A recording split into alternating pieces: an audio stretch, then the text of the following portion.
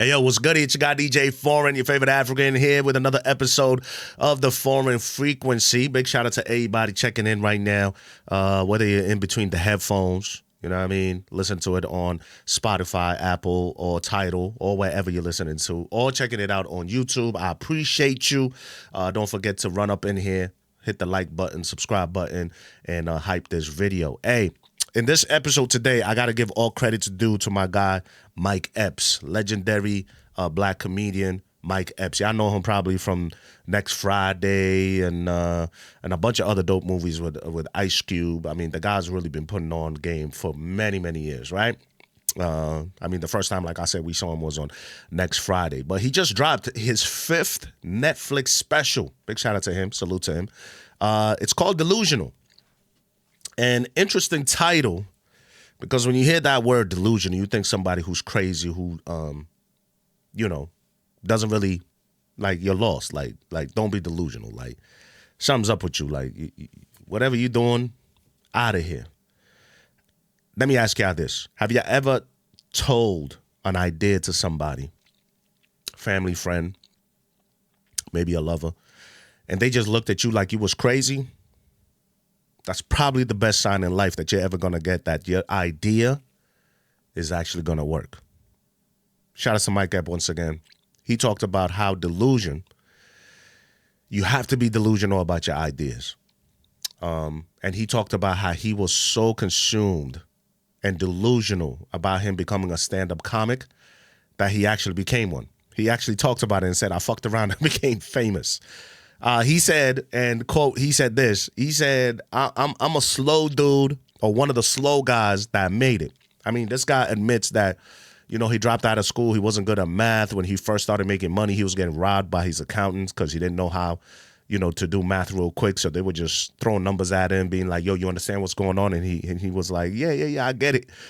And in the special, he talked about he had to figure out a way how he was going to make it that they wouldn't rob him anymore, right? So he went to a meeting one day and accidentally, quote unquote, dropped a gun on the floor just so they would know, like, oh, this dude is gangster. Because that's what Mike Epps' career started out as. He started out as just a drug dealer peddling drugs in his state where he was born, and trying to make it like any other person without a goal or a vision. Ended up having a kid from early, and the pressure of him trying to provide for his BMs and also for his child became big because he had a kid in his 20s, And, he talked about how there was a commercial on the radio one day that said that they were doing a open mic comedian kind of thing at a club, and his friends challenged him to go in and doing this contest and betting $500. They were like, hey, listen, he'd been locked up and all these things, and he said his friends told him, yo, in jail, around the hood, in the streets, you're funny. Like, you're a funny dude. We all know somebody like that, right? Who's always funny, who's always cracking jokes, who could be like, yo, you could be funny. But they were like, but you can't make nobody in a room of people laugh.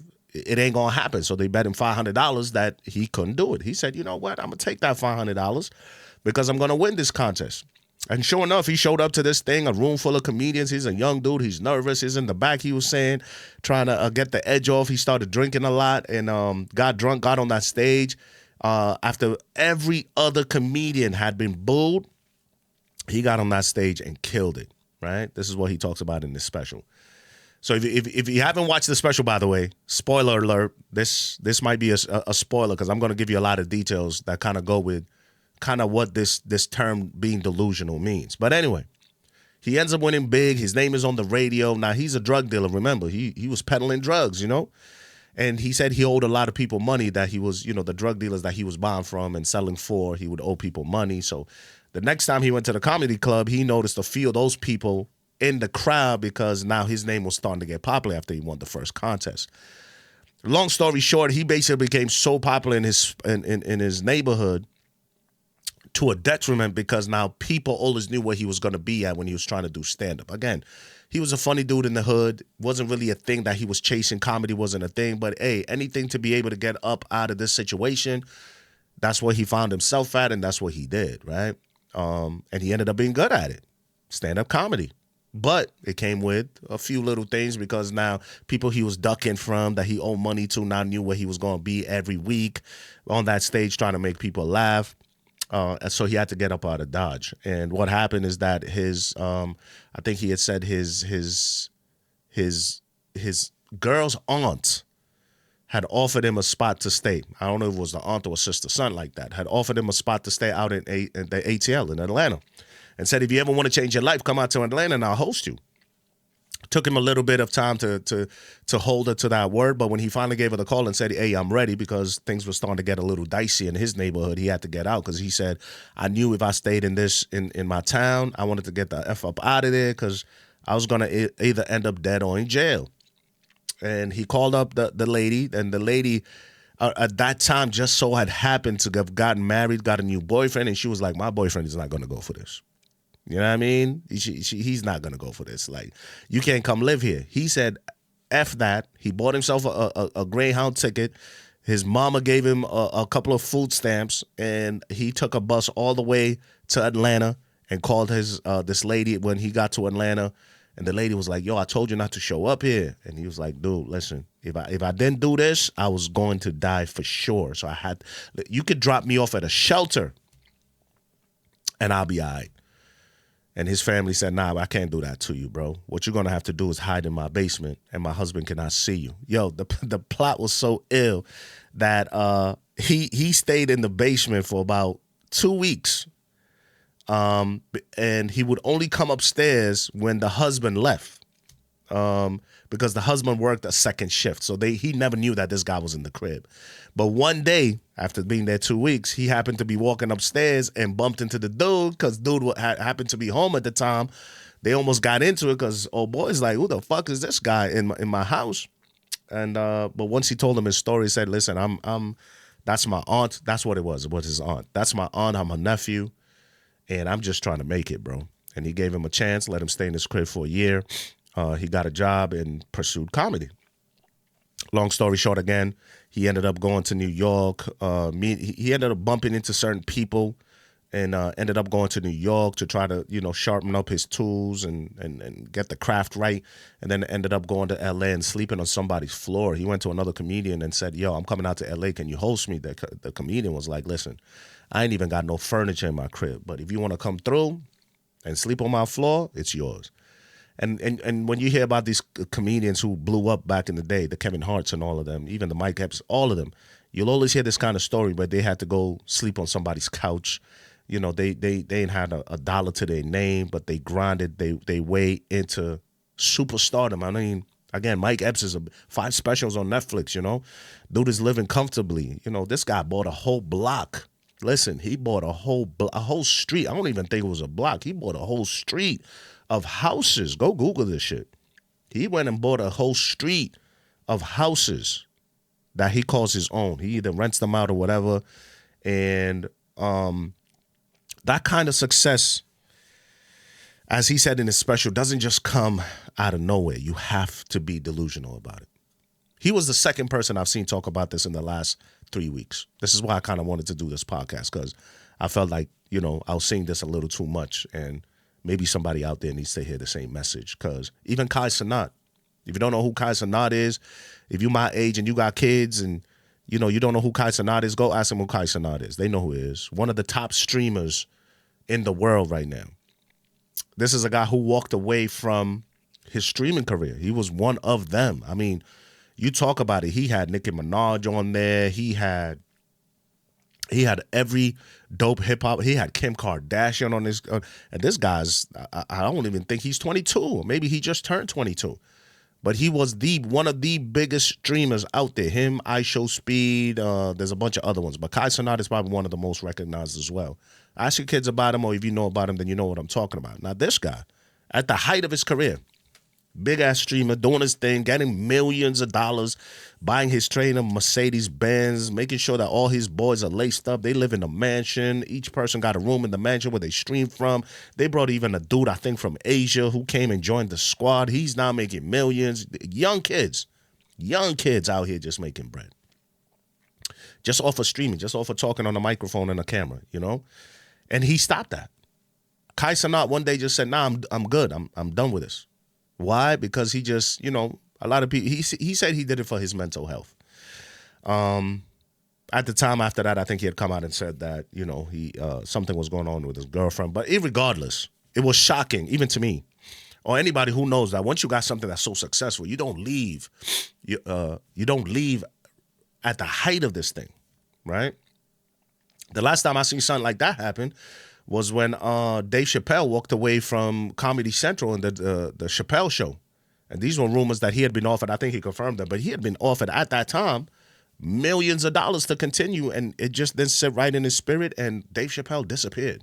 Went to Africa, bulked up, and came back looking like a different man. But you hear these stories about how these guys all just leave at the top of the heights. Now here's, again, Dave Chappelle at the time, maybe he was in his, I don't know, late 30s, 40s maybe. He was, he had gone through the grind. Kai Cenat is a kid who basically blew up during COVID or right before COVID. Like, his assertion to where he was at, mad fast, right? We in 2025. COVID was what, 2022 maybe?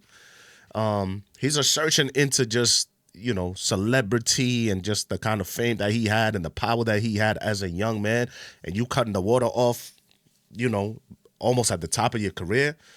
It made me think, like, why are you doing that? He stopped his career, but then came back and announced that he was doing fashion. He put out a clip.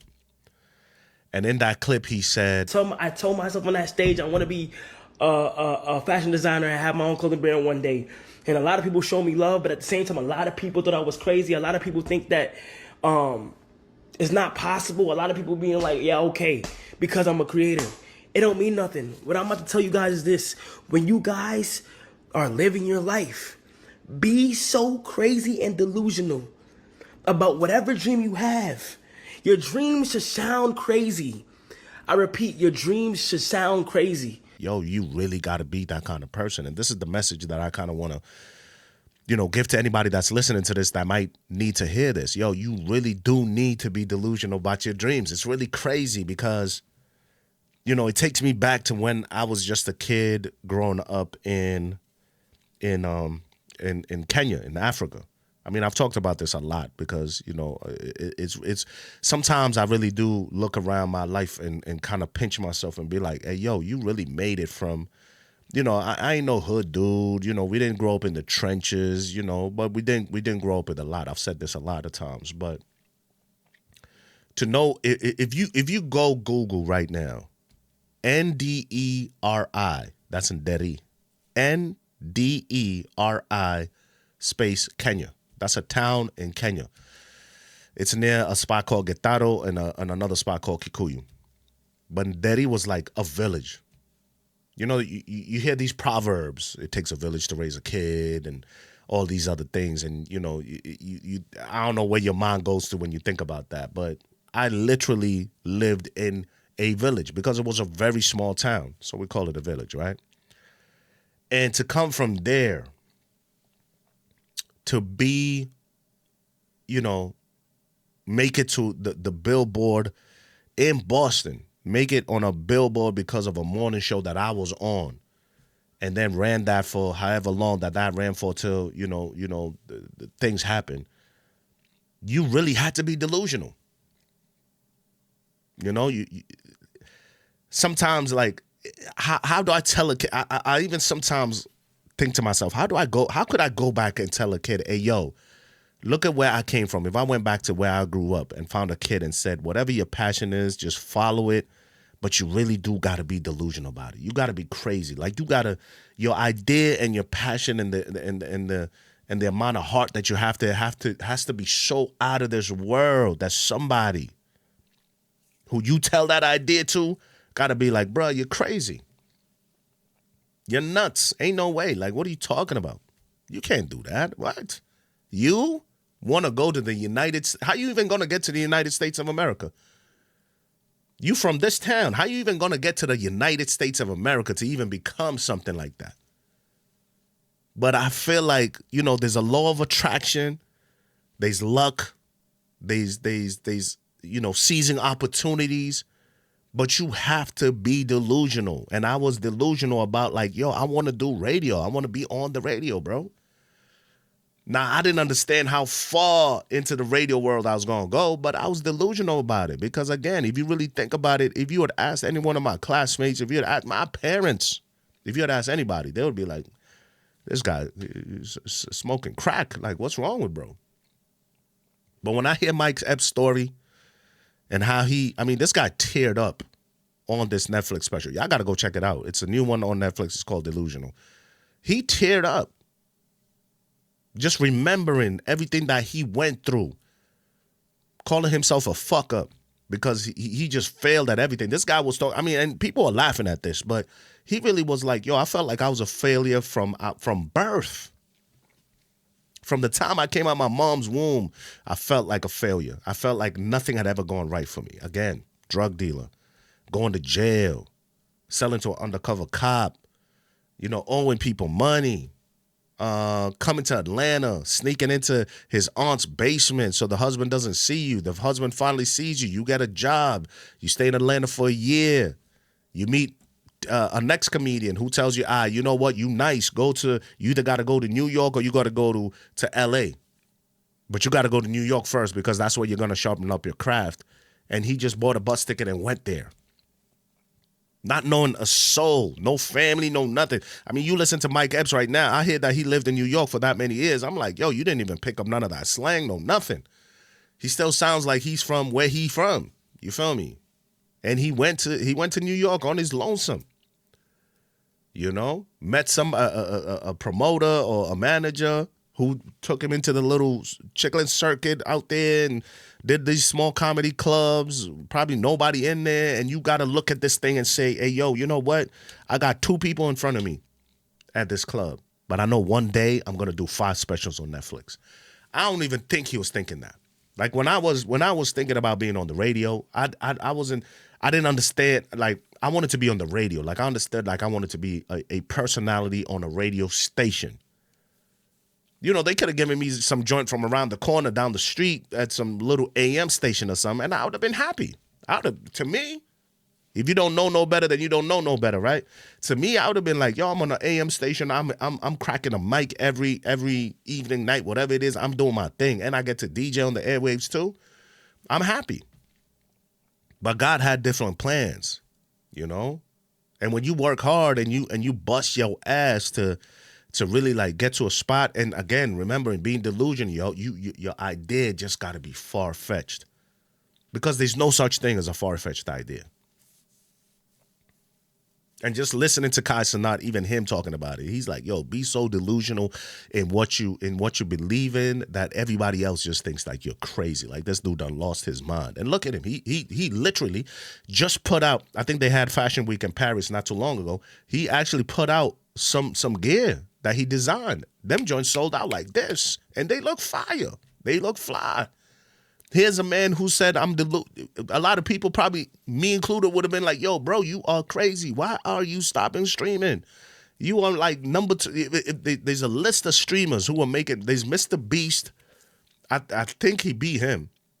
iShowSpeed was at the top of that thing. And shout out to iShowSpeed, by the way, who just came back from Africa. And that's another podcast I was actually going to do today, but I think I wanted to do this one first. But we got to talk about how iShowSpeed just opened the eyes to the youth of the world, to show them how Africa is. We'll talk about that, because salute to him. But there was iShowSpeed, and Kai Cenat is up there. Like, these guys got millions of subscribers, which equals out to millions and millions and millions of dollars. Like, anything they drop, they do. Anything. The kid is so powerful that if you want to drop an album, bro, you got to go see them.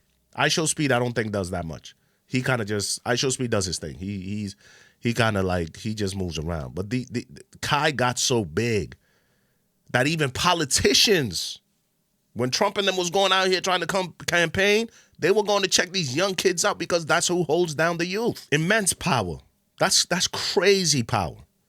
And then you just say, nope, I'm letting that go. As an older man, I could, who's lived life, I could be like, I can see, I could even understand Dave Chappelle, where he was like, nah, I can, this money ain't good enough for me. I can make more. If I'm in my 20s, I'm not letting that go. I'm in my 20s. I'm at the heights of Kai Cenat. I'm not letting that go. That's just, but big shout out to Kai. That guy's hella grounded. But at the time, I myself, if that was my son, I would have told him, you're nuts. What are you doing? You built this. You worked so hard to get here. Why are you letting it go? But he said, nah, I'm going to go into the fashion world. What? You going to go compete with who? With Gucci, Louis, all these other fashion designers? And sure enough, he dropped some dope merch. Sorry, it's not merch. He dropped some dope designs. They sold out quick. The boy knows what he's doing. But again, he says be so delusional that whatever your idea is, you just go gung-ho. Now, you can't be laid up in bed just trying to make this happen, but you do have to be. You got to be a little crazy. The most delusional ideas. Think about the most delusional idea in the world. These people who, the phone, the iPhone. We used to have phones. If you're from that era, we used to have rotary, 1, 2, you know what I mean? You had to be on a pager and punch in numbers and talk to somebody. But somebody said, yo, you know what? I have an idea that one day on Earth, we're going to be FaceTiming each other. I don't even know if FaceTime was a word then. But there's something I'm going to create that we're going to be able to talk to each other on video, on a screen, in the palm of your hand with no wires attached to this joint. Delusion. And that's what delusion gets you. If you got a delusional idea, push it. There's not anything that's majorly big right now started out as a delusional idea because we couldn't fathom it back then. We couldn't fathom. What else? Wireless mouses. I don't know what else. I'm just looking in the studio right now. Like, you know what I mean? Flat screen TVs. Like, shooting a podcast on a camera without the need of this big, production thing that sits on the shoulder. And delusion. You got to be delusional. And if you tell somebody your idea and they're like, yo, you're crazy, you're on the right path. And you should probably pursue that, Again, I was delusional enough to think that I could make it on the radio. Fucked around and got on the radio. Fucked around and got on one of the biggest radio stations in Boston. You know what I mean? Fucked around and went and won DJ of the Year in Boston. Fucked around and traveled the world because of music. Fucked around and bought a crib, became a landlord because of my passion. And I just said, fuck it. No, I don't want to be a doctor. I don't want to be a lawyer. I don't want to do none of that. I'm just passionate about these things. And at the time, when you're delusional about things, only you see it, right? Only you see it. There's not a lot of people who's going to share your common interests. Pardon me in my cold. There's not a lot of people that's going to share your common interests. There's not a lot of people who are going to see the vision as you see it. But to us, it looks normal. For the people who understand what I'm talking about, it looks normal. It feels normal. It just feels like it's a grind. It's a way. How am I going to get to this spot? So yeah, if you're delusional about something, listen, number one, I suggest that you go watch Mike Epps' special, Delusional, where he talks a lot about it. But on the other side of things is like, it's these kids are out here making so much bread, and you could be too. Sometimes it could be something like this, doing a podcast. Sometimes it could be, your ill-ass baker, your ill-ass tailor. Maybe, you're good at customer service. It don't got to be these fancy jobs that we all think about. The world has turned into a place where it is pushing you to be an entrepreneur. It wasn't as easy back in the day. You couldn't just up and start your own business just off a whim. Now you can. You can literally start your own business and be a millionaire in a few years just off of that delusional idea because the world is so much accessible. Even in America, I feel like America is really pushing people to be entrepreneurs. So if there's that idea that's been sitting in the back of your head that you're saying to yourself, that will never happen. That's too crazy. Trust me. Trust me, it will. I could name a plethora of people. Let's not even talk about the Mike Epps, the people who had to put in their work for years upon years upon years upon years to blow up. I'm talking about, again, the reason why I talk about Kai Cenat. These are guys who blew up just in 2022, 2021. There was nobody. I think there's a video of Mr. Beast, I want to say in 2010, maybe. maybe 2010. Nah, pardon me. In 2020 or 2019, there's a video of Mr. Beast. Again, go Google these guys if you don't know who I'm talking about. But they're huge. I mean, Mr. Beast got a Netflix game show now. This guy started off of YouTube. Like, y'all, I don't think y'all listening to what I'm saying. These people started off of YouTube and are now in rubbing shoulders with what we feel, the generation before him, what we feel was like impossible to do. They're in rooms with celebrities and rubbing shoulders at the Grammys and music award shows. And, you know, Mr. Beast, like I said, has, I think, is it on Netflix or Hulu? One of these that he does a game show where he has these celebrities come on the game show and he's just making buku dollars. Why? Just because he did some things on social media. He had a dream. Yo, he had a video. I think it was in 2019 where he shot a video and it was his first video ever. I mean, this dude was like just in his room, lame camera, and the message, if I remember correctly, was something like, this is my first video. I'm going to revisit this video in X amount of years. And sure enough, when he revisited that video X amount of years, that boy was up. I'm not talking no 15, 20. I'm talking just a couple. I think it was 5, maybe even 3. Blew up. Because you just got to be delusional. You got to be crazy enough to believe that the thing that's in your mind is going to work. Because it will work. As long as you put in the work, of course. It's not going to be easy. It's just a snap of a finger and it's there. But whatever it is that you're trying to do, I don't know what it is. I did. NDERI space Kenya. Go Google that. Hit images and just see where I came from. To be where I'm at now. Kind of crazy. All right? So be delusional, people. It's your guy, DJ Foreign, signing out. Thank you. The Foreign Exchange, as always, on YouTube. By the way, 2 new channels that I did start. I need y'all to tap in with.